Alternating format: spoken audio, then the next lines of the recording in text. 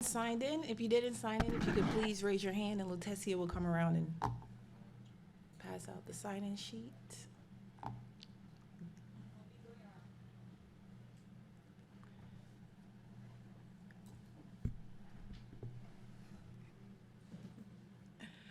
Hello, everyone. My name is Takesha Jordan, and I'm here with the Office of Communications, Marketing, and Economic Development. And this evening, we'll be discussing the Commercial Property Improvement Program. We'll give you a bit of our background and let you know where we're going with the program's expansion. And I just want to thank you all for coming out here in this weather to meet with us tonight. We really appreciate it. Before I start, I just want to recognize a couple of staff members in the audience. They'll be assisting throughout the duration of this program. We have Lutecia with the Office of Communications and Economic Development. We have Herb Parlato also. Our director, Raylan Story, just walked in. She's in the back of the room. And then we also have Anthony Grisby with with Community Development. Before I start, would either of you like to say a few words? If not, I can just go right ahead into the presentation. Would you? Okay.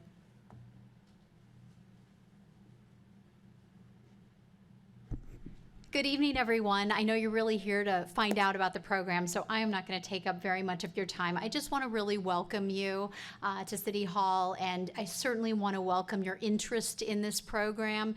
We created it, as you'll hear, because we really are wanting to encourage those of you who own property along these commercial corridors to look at your property with fresh eyes and think about ways that you could improve the appearance of your property.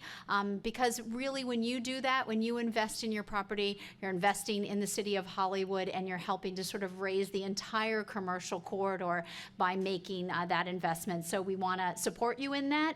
We wanted to try to create a program that maybe encouraged you to make some improvements that you may otherwise not have been able to make or been thinking about making. So that's really the genesis of it.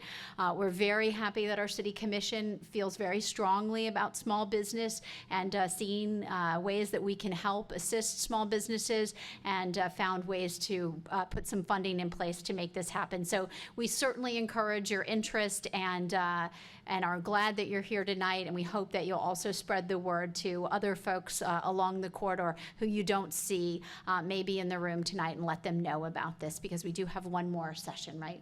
Okay, so I'm going to turn it back over to Takesha. I just really wanted to say thank you, and certainly if you have follow-up questions, Takesha will give you that information. But my phone line is always open. My email address is rstory, RSTOREY, at hollywoodfl.org. Our phone line, our office number is 954-921-3620. We certainly want to answer your questions. Me, Herb, Takesha, Anthony, we're all here for you. Thanks so much. Lutecia, too.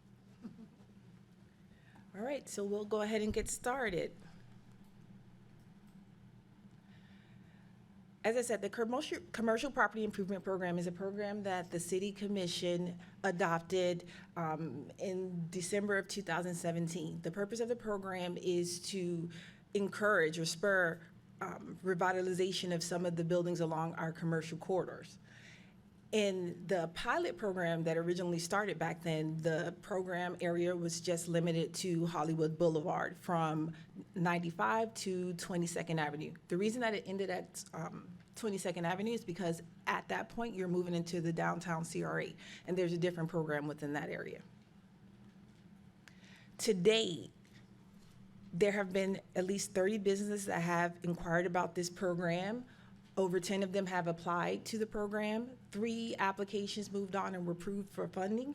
1 application is pending in terms of that they were approved for funding. We're just waiting until the project completes, which should be wrapped up at the end of this year. And then we have 2 projects that have successfully completed the program.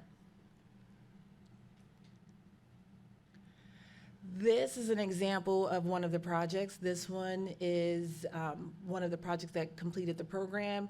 The improvements that they wanted were to repaint the building and to also reinvest in the HVAC system. Also within this project, one of the requirements that we asked the property owners to do was to pressure clean and take care of the sidewalk. I just want to also point out with this particular property, a lot of the improvements were already made prior to the program. So those two items were something that they were looking to do to finish the project.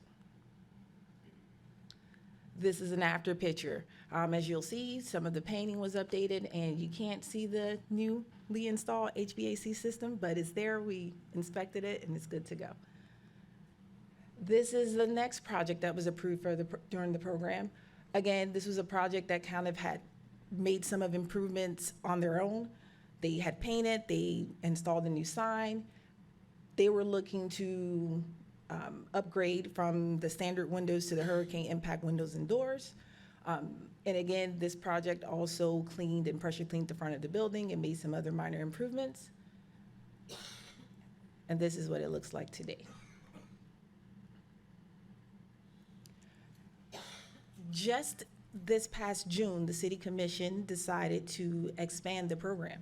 And this expansion included the program boundaries moving from Hollywood Boulevard to encompass some additional corridors.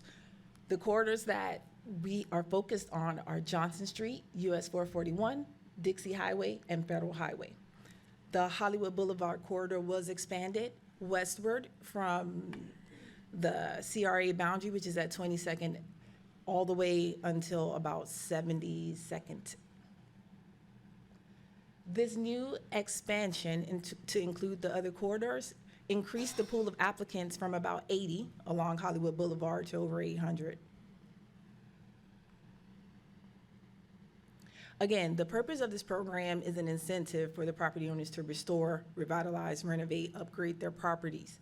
And the program now is funded by two different funding sources. Originally, the program was funded with the Community Development Grants, and that funding source allotted up to $200,000 for this program.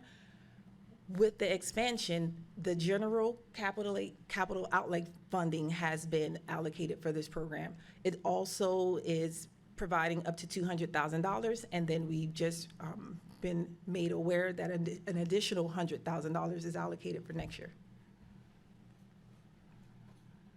So how does the program work? Essentially, the program is a reimbursement program. So all funds will be provided post-completion. This program allows up to 50% of the construction costs, and we match up to $25,000.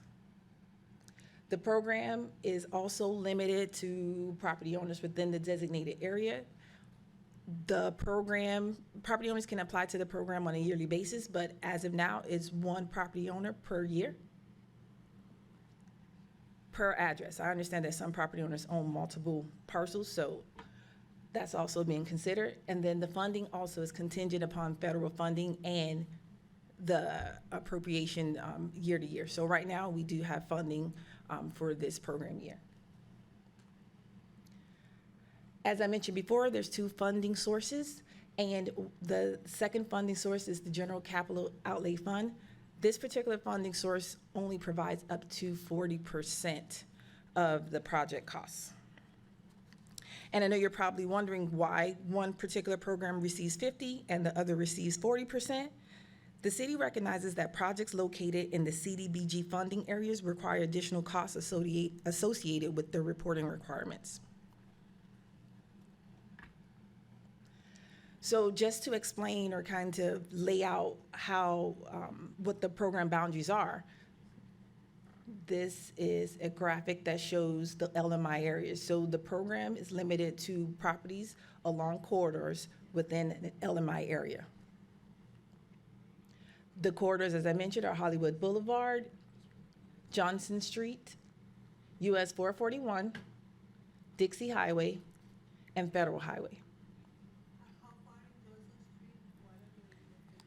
The boundaries on Johnson Street are from 72nd Avenue to 56th Avenue.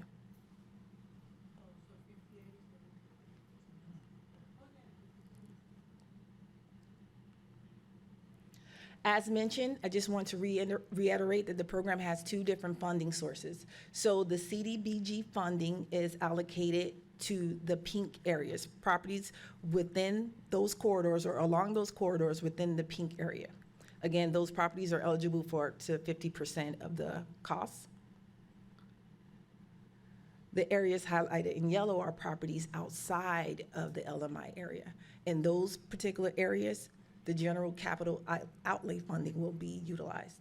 And that funding is up to 40% of the construction costs. Again, as I mentioned, the city has a downtown CRA that abuts the program and kind of intersects the program on Dixie and Federal Highway. Properties within this zone are not eligible to participate in this program. However, the CRA has their own program, which is entitled Property Improvement Program, and they offer a 50% match, and the match, the funding, the grants are, I believe, $50,000. So they're a little bit more for the properties located in that area.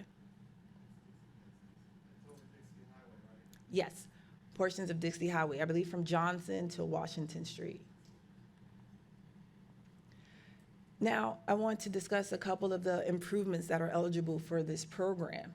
As you all have seen on many of the flyers that some of you have been provided with, exterior painting is allowed, exterior lighting, landscaping, signage. What we're looking for are comprehensive projects that don't include just one particular item. We're hoping with these additional funds, it'll give you an opportunity to kind of think outside the box and kind of do as much as you possibly can with the amount of funds that are being provided.